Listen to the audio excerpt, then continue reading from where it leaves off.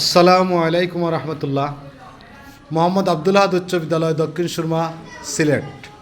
অষ্টম শ্রেণীর শিক্ষার্থীরা তাদের ইসলাম শিক্ষা বিষয়ে আজকে উপস্থিত বক্তৃতা অনুষ্ঠান শুরু করতে যাচ্ছে। শুরুতেই মডারেটর হিসাবে অনুষ্ঠান শুরু করবে অষ্টম শ্রেণীর শিক্ষার্থী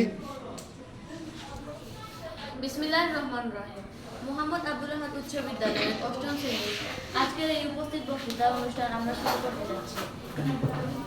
উক্ত অনুষ্ঠানে মডারেটর হিসেবে আছে আমি মাহবুবা সুলতানা, বিজ্ঞ বিচারক হিসেবে আছে আমার সহপাঠী তাসবিয়া সাকিব এবং আলিকা। এই অনুষ্ঠানে অতিথি হিসেবে উপস্থিত রয়েছেন অত্র বিদ্যালয়ের সিনিয়র শিক্ষক জনাব রফিকুল ইসলাম স্যার।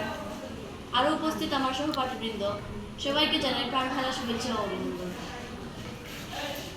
আমাদের ইসলাম শিক্ষা বিষয়ের শিক্ষক জনাব রফিকুল ইসলাম স্যার আমাদেরকে কয়েকটি দলে ভাগ করে দিয়েছেন। প্রতিটি দল এক একটি বিষয়ের উপর বক্তব্য রাখবেন।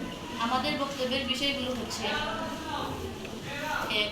কিয়ামত, 2. হাসর, 3. আমলনামা, 4. আখিরাত, 5. শিরক, 6. আল্লাহর পরিচয়, 7. সালাত, 8. তাকদীর।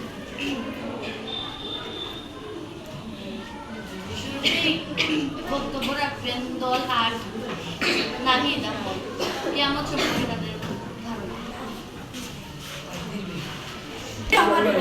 মোহাম্মদ আবদুল্লাহ উচ্চ বিদ্যালয়ের অষ্টম শ্রেণীর সুরমা শাখার ইসলাম শিক্ষা ক্লাসে উপস্থিত বক্তৃতার আয়োজন করা হয়েছে। উপস্থিত সময় শিক্ষক, আমার সহপাঠী বিন্দুরা, সবাইকে জানাই আমার পক্ষ থেকে পান্ডালা শুভেচ্ছা ও অভিনন্দন।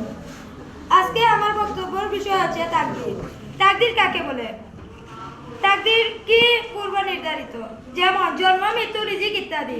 দোয়া বা নেক আমলের অন্যতম রকম হচ্ছে তাকদীর বিশেষ স্থাপন করা।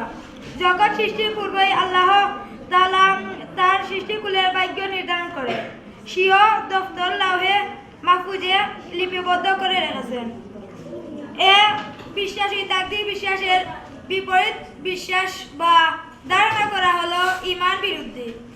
রক্ষমান আলোচনায় তাকদীর প্রতি বিশ্বাসের বিভিন্ন দিক নিয়ে আলোচনা করব ইনশাআল্লাহ। তাকদীর শাব্দিক অর্থ: তাকদীর শব্দই আরবি কাদারুন মূল ধাতু হতে নির্গত। এর অর্থ হলো নির্ধারণ করা, নির্দিষ্ট করা, ধৈর্য করা, নিয়ত, ভাগ্য ব্যবস্থাপনা ইত্যাদি।